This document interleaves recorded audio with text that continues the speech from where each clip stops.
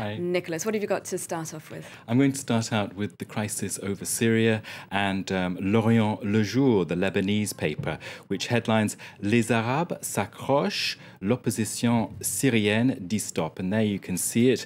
And there, Syria's opposition activists are saying they want the Arab League mission to stop. Now, in Cairo yesterday, the Arab League made clear that it was going to continue.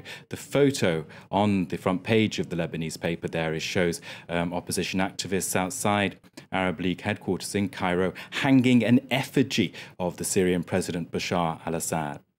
And The Observer, the sister paper of British newspaper The Guardian, had an interview over the weekend with the general in charge of that Arab League mission.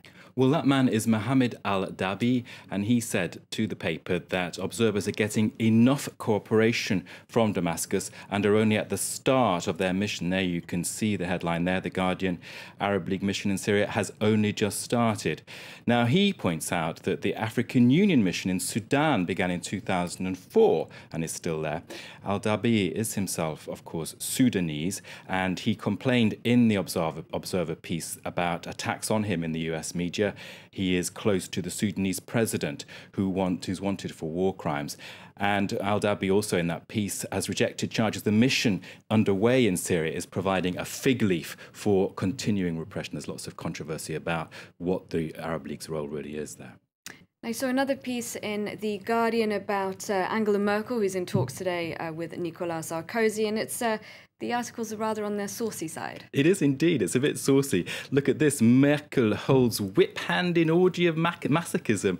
Perhaps we can only get this from the Brits because the Larry Elliott, the economics editor of The Guardian, is saying that actually le vice anglais, the English vice, otherwise known as masochism, is spreading across Europe and has become the fétiche du jour, the fetish of the day. And he looks at examples. For example, in Italy, Mario Monti saying to his mistress Angela Merkel, "Oh, mistress, I deserve to be punished for my lack of fiscal discipline. Please don't spare me."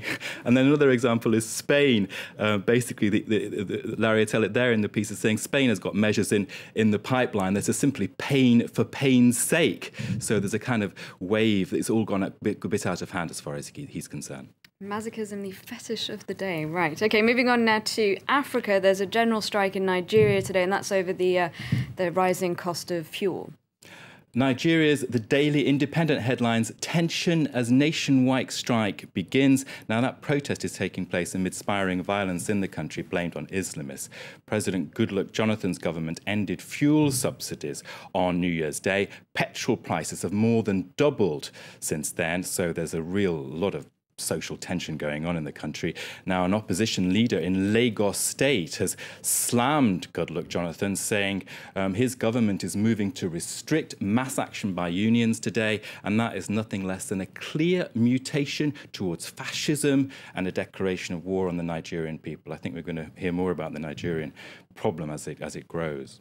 Right. So sticking with Africa now, the local press there has been looking at the ANC division on the 100th anniversary of the party. Well, I took a look at all the South African press this morning, and none of it was favourable to the ANC. It was all critical. This is the Sowetan, which ordinarily should be very positive, and it manages a fairly tame headline, Zuma calls for new leaders. And the subheading there is that basically the African National Congress needs to enhance its moral standing. I turned to another paper in South Africa, the Herald South Africa. Now that's saying in an editorial that the ANC must adapt or die. It says Zuma on this 100th anniversary has failed to articulate a vision of the organisation with people agitated with its rule in the last 17 years. Now, that paper there is asking, well, is the ANC going to see another centenary? Not very certain. And that was all over the South African press, very critical, really, of basically the ANC crumbling. And to finish with, you've been looking at coverage of World No Pants Day. Well, this is in the Vancouver Sun. It has a series of photos of people using the transport system worldwide.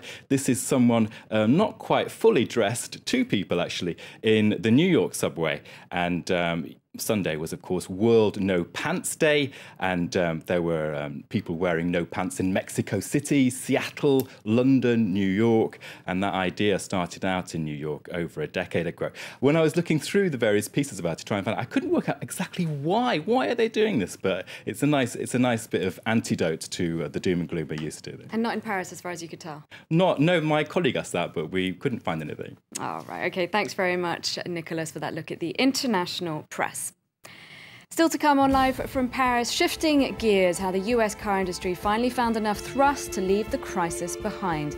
We'll have that, plus all the latest market news and business right after the break.